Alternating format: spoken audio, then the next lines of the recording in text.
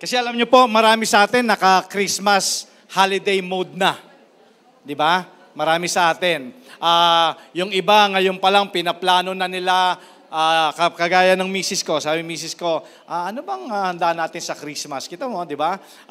Dito sa Pilipinas, September pa lang, nagpaplano na tayo kung ano ang ihahanda natin sa Pasko.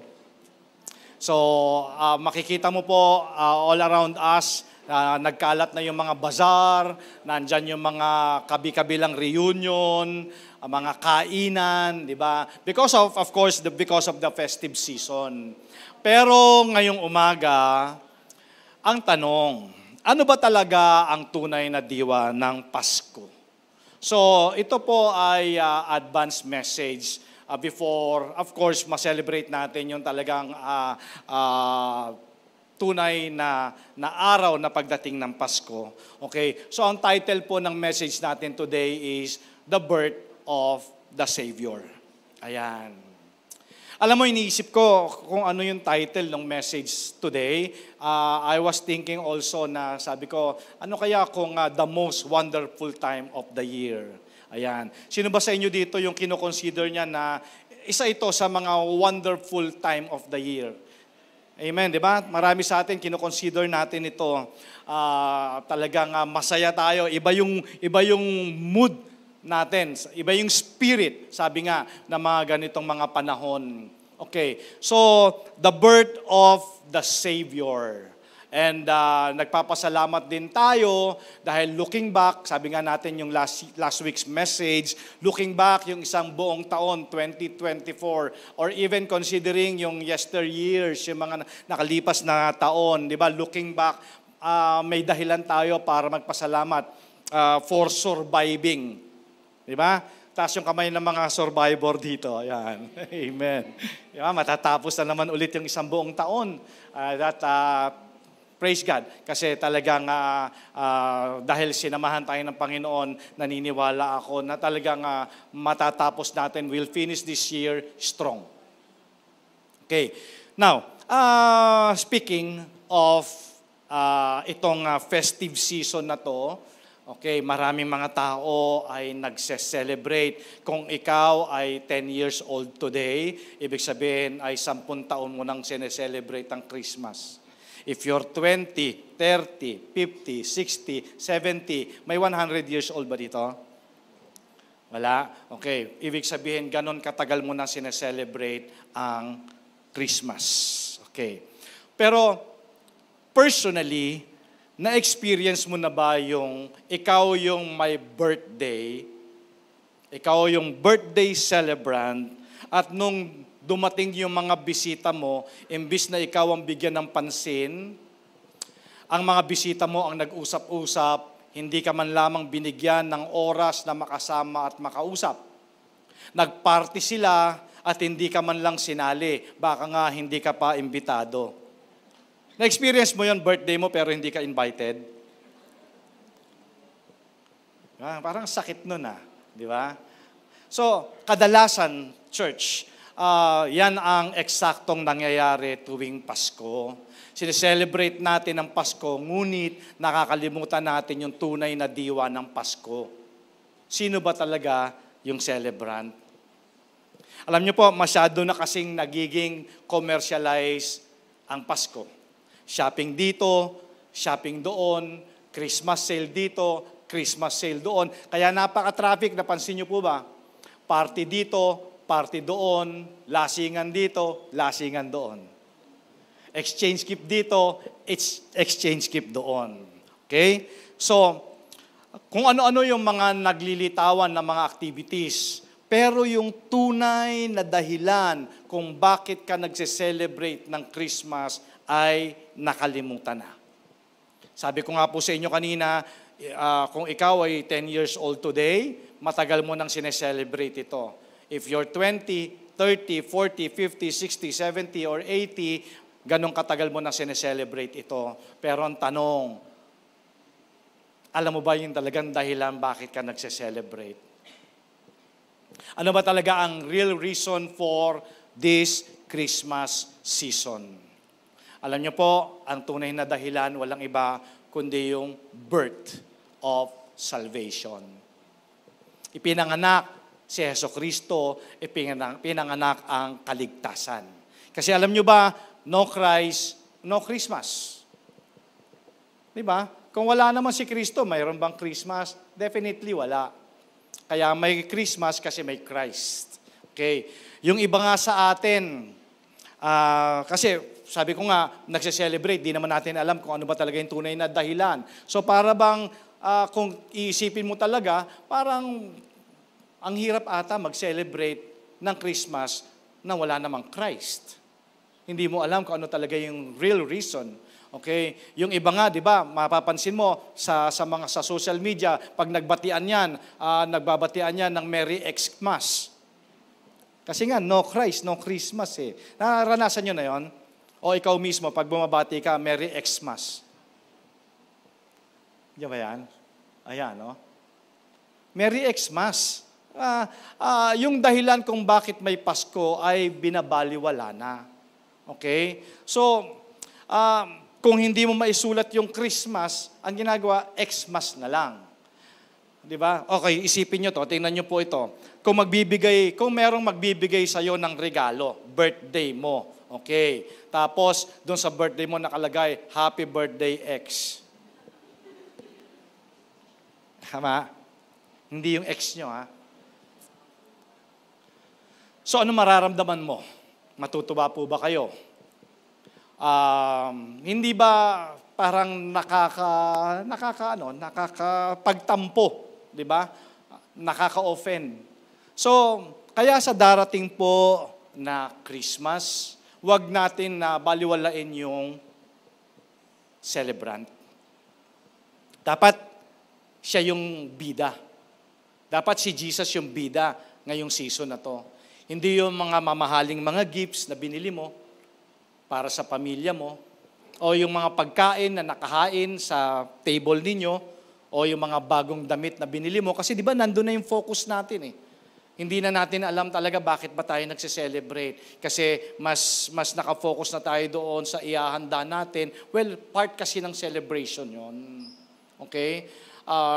Nawala na yung focus natin doon sa may birthday, yung mga party na aatinan na natin, yung focus natin. At saka syempre yung mga regalong matatanggap natin. Dapat po lagi nating aalalahanin na itong celebration natin is the birth of salvation. Si Jesus po ay regalo sa atin. Regalo si Jesus, the gift to mankind. Yes, hindi naman natin maiaalis, masaya talaga mag-party.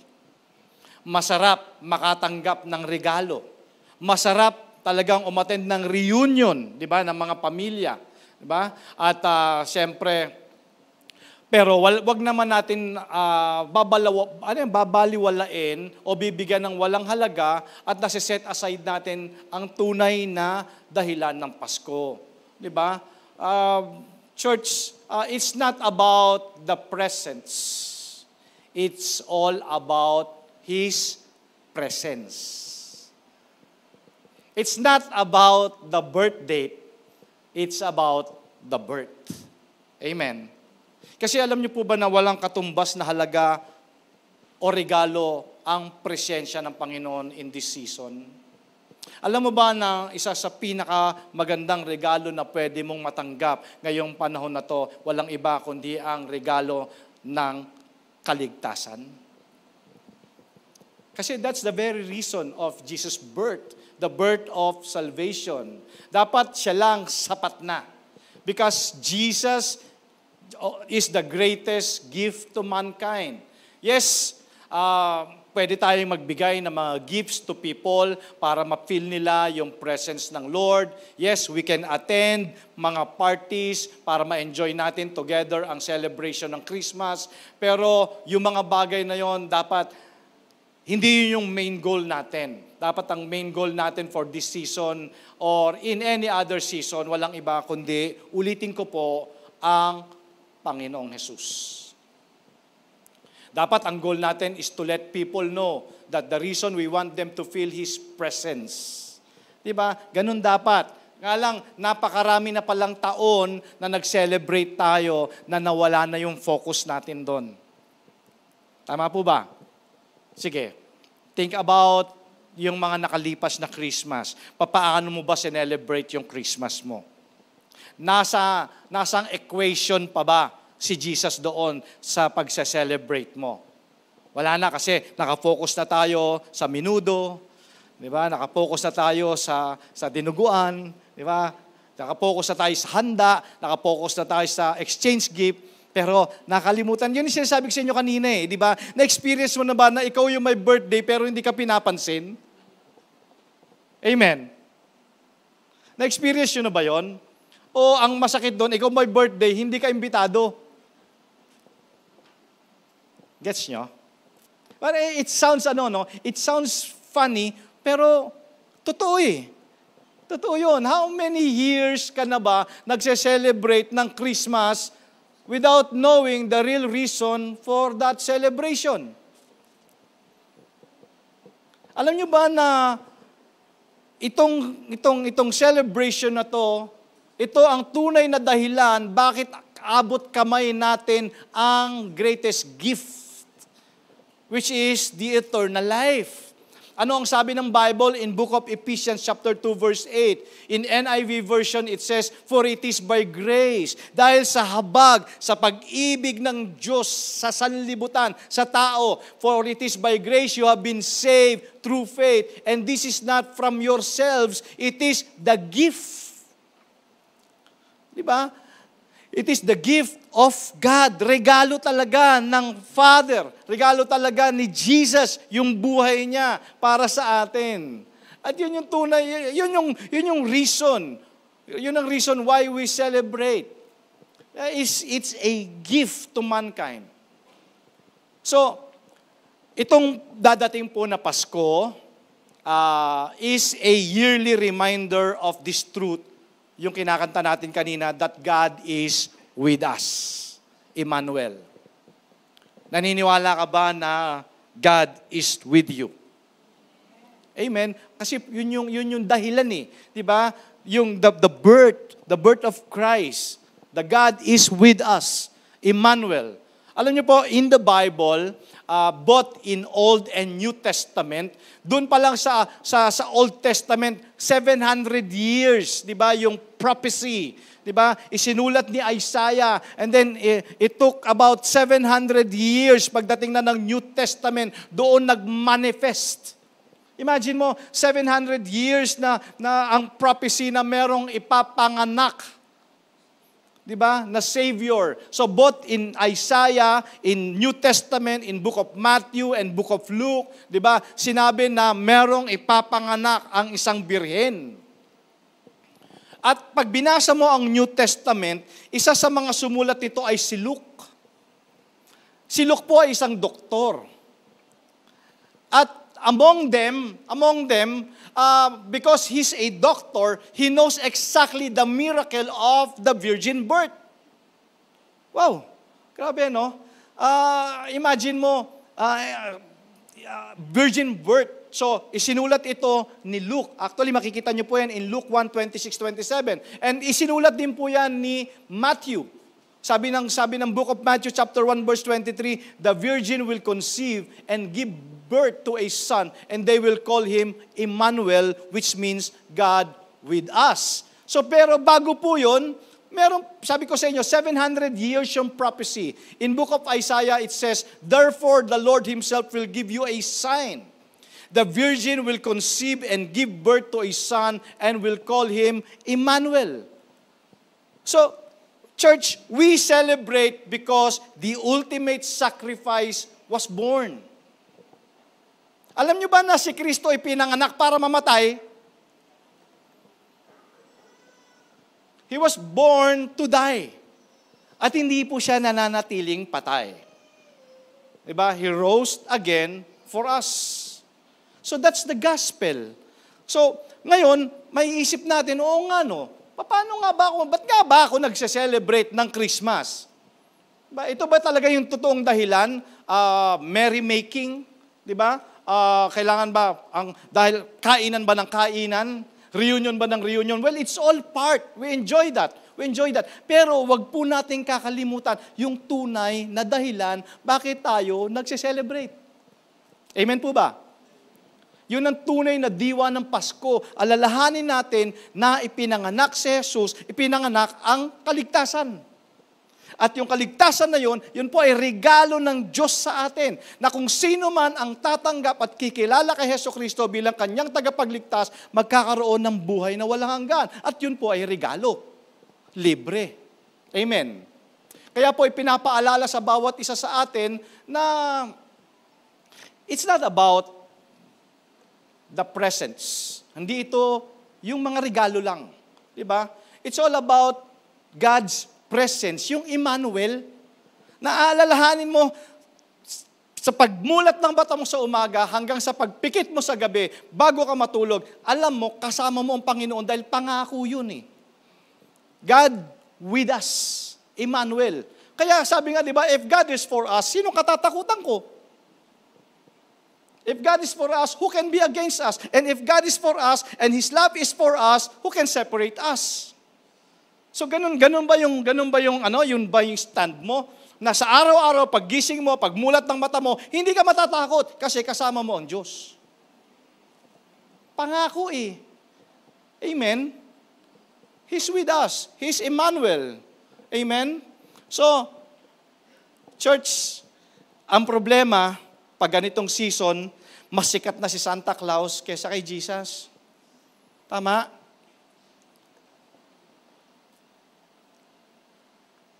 Amen po ba? Tanungin niyo yung mga bata. Tanungin niyo yung mga bata. Yung hindi yung mga Sunday schoolers natin, ha? Tanungin niyo yung mga bata sa labas. Tanungin mo kung sinong kilala nila, si Santa o si Jesus. Alam niyo po ba nakakalungkot, mas kilala nila si Santa. Ikaw. Tanong mo yung katabi mo. Diba? Sino ba mas kilala mo, si Santa o si Jesus? Excited po ba kayo na mag-celebrate ng Christmas? Paano mo isa-celebrate ang Christmas? Alam nyo, tayong mga Pilipino, sabi ko nga po sa inyo, September pa lang, dumudungaw na si Jose Marichan. Tama? Ganun tayo mag-celebrate. December especially is the busiest and wonderful time of the year para sa ating mga Pilipino. Diba? Napakahaba ng pagse-celebrate natin ng Christmas. Nandyan, nakakarinig na tayo. Diba? May mga nagkakaroling na ba sa bahay nyo? Ngayon, mga season to, mag-iipon ka na ng mga barya-barya kasi talagang pagka nangaroling yung isa, maya-maya, dire-diretso na yon. Di ba? Palitan lang sila ng palitan. Tanggapin nyo na po, ganun talaga. Okay. Now, minsan nga, yung mga nangangaroling sa bahay, nangangaroling ha? Okay. Ibig sabihin, in their hearts, alam nila na merong celebration. So, may nangaroling sa bahay, tinanong ko yung bata. Sabi ko, sige, bago kayo bigyan ng pera, tanungin ko muna kayo, anong date ang Pasko? Isip sila. Dalawa lang naman sila eh. Sabi niya, December 16? Pinagtawanan niya. Pinagtawanan niya talaga yung bata. Mali. Ikaw, December 30. Okay. Now, church, sabi naman ng iba, Christmas celebration on that particular date, December 25, is a pagan practice. Okay. Kasi sabi na, hindi naman talaga December 25 ipinanganak si Kristo. Okay? Which we all agree. Okay? Pero, listen to this. Church, hindi kasi mahalaga ang birth date. Ang mahalaga, yung birth. At yun yung sineselebrate natin. Christmas celebrates the birth, not the birth date. Okay, kaya lang naman tayo nagse-celebrate din because of a social adaptation. Kasi buong mundo nagse-celebrate eh. 'Di ba? Parang namang napakalungkot naman ikaw lang ang hindi nagse-celebrate. O kaya naman ayaw mo ng December 25 kasi ganun ka talaga mag-isip, di mag-celebrate ka ng Pasko mo ng April 1. Tama? O July 4. Depende sa'yo kung kailan mo gusto. Basta ang mahalaga, ang nasa puso mo, kaya mo sineselebrate kasi pinanganak yung Savior. Tama. So it's not about the birth date. It's the birth. Amen. So pakisabi mo nga sa katabi mo, it's not the birth date. It's the birth. Oh, gusto nyo, April 1, move natin. Yung Christmas party. So, nakita mo dito sa loob, sa labas, makakita ka na ng mga Christmas lights, di ba? Mga Christmas trees. October pa lang, nagtatayo ka na ng Christmas tree. Di ba? Party dito, party doon. Shopping sa mga gifts, di ba? Nag-share tayo ng mga gifts natin. And then, siyempre, eating and merrymaking. Nandyan din yung mga workers na nag-anticipate ng 13-month, di ba? Di ba? Meron mga hindi naniniwala sa Pasko, pero tumatanggap ng Christmas bonus. Tingnan mo yung katabi mo. Ano mo nga, natanggap mo na ba?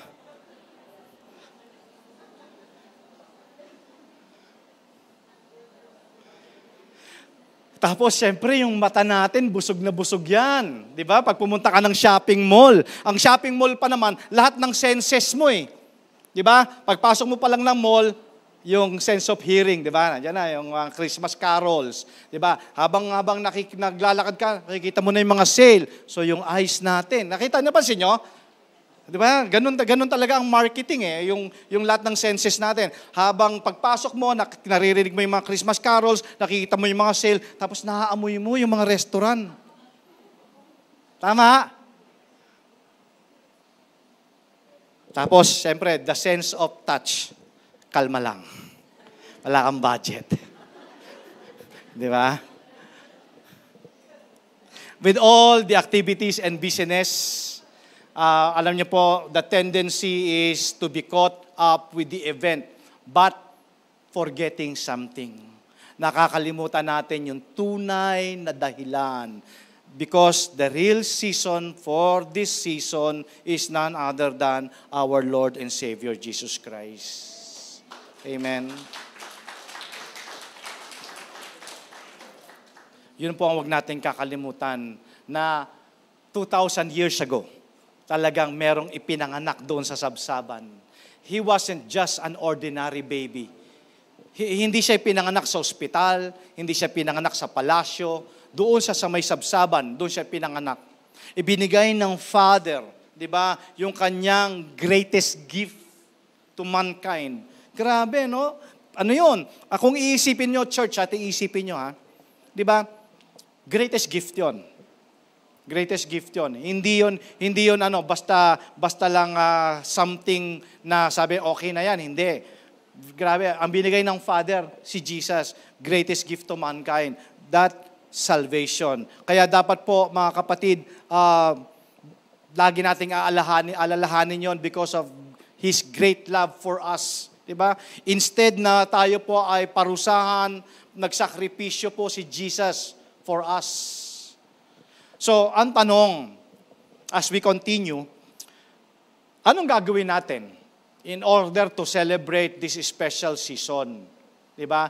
Paano ba natin na mababago yung marahil siguro yung nakasanayan natin? Diba? Kasi for so many years, ganun yung thinking natin. Wala sa equation si Jesus.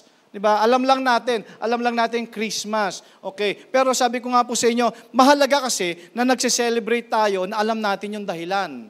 Okay?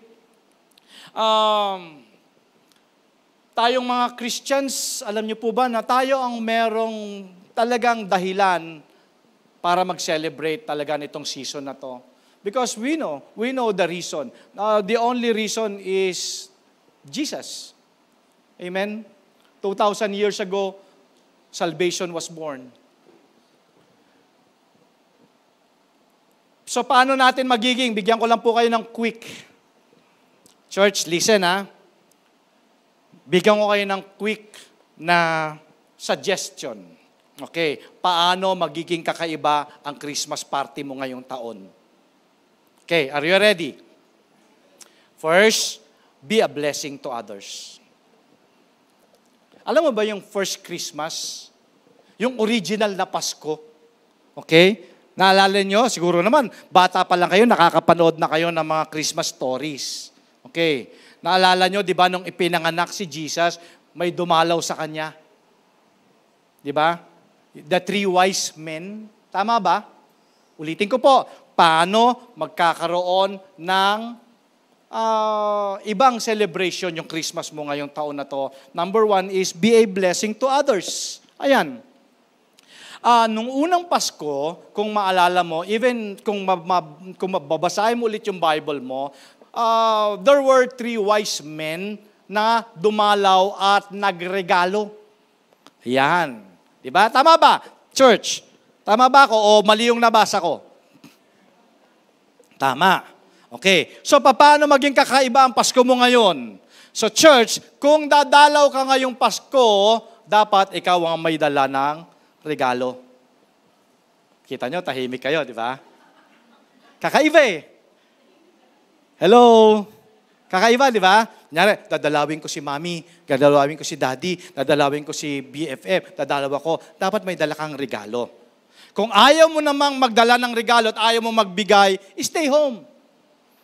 Para talagang peace on earth. Amen. Kasi, yun yung pattern nakita natin, yung dumalaw, siya yung nagdala. Amen. Tamo, wala lang yung amen, no? Di ba? Kakaiba eh, di ba? Kaya ngayon, mamaya pagkatapos ng service, pare, kailan ka dadalaw dito? Di ba? So, ganun din mga kapatid, ngayong Pasko, turuan din natin yung mga anak natin, yung mga bata, na matuto sila mag-share ng blessing nila. Di ba? Para makalakihan po nila yon na marunong si chapter 9, verse 7, it is a cheerful giver that God loves. Or in other translation, God loves a cheerful giver. Okay. So, ngayon, siguro naiisip nyo na, no? Isip nyo na, okay, para maging kakaiba naman ang celebration ko ngayong Christmas, magiging blessing ako to others. Okay, share your blessing. Di ba? Nasa pagbibigay naman ang pagtanggap eh. Tama. Number 2, ito, maganda to, para maging kakaiba ang Pasko mo ngayon, celebration. Number 2 is, forgive and move on. Alam niyo ba isang reason bakit si Kristo ay nagkatawang tao? Isa sa mga dahilan is to forgive us sa ating mga sins. So, para maging kakaiba ang Pasko mo, maging masaya ang Pasko mo, ngayong 2024, meron bang tao na naka-offend sa'yo this year or past year? Alam niyo ba na isa sa mga lesson na gusto ng Lord na matutunan mo, this time is to forgive? Tingnan nyo? Di ba? Parang, pastor, parang hindi naman masaya yung Christmas na yan. Di ba? Magsishare ng blessing, tapos magpapatawad pa. Tama. Okay, sige. Bigyan ko kayo ng moment. Have someone did something bad to you during this year or past year? Meron ba? Meron, may Holy Spirit kayo eh. So meron pinapaisip si Holy Spirit sa heart mo. Alam mo ba? Huwag mo nang bitbitin ng 2025. Di ba? Forgive and move on. Tama? Pakitapik mo yung katabi mo, pakisabi, patawarin mo na.